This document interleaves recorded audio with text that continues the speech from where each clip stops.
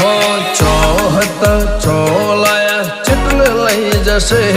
એની રચેલી રચના વસ્તી જોતી રહી જશે અમને દેવોની ચાહના એટલે મળી લોક ચાહના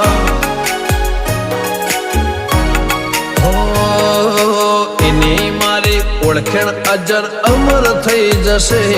ના ભૂતો ના ભવિષ્યથી ઇતિહાસ લખાઈ જશે અમને દેવોની ચાહના એટલે મળી લોક ચાહના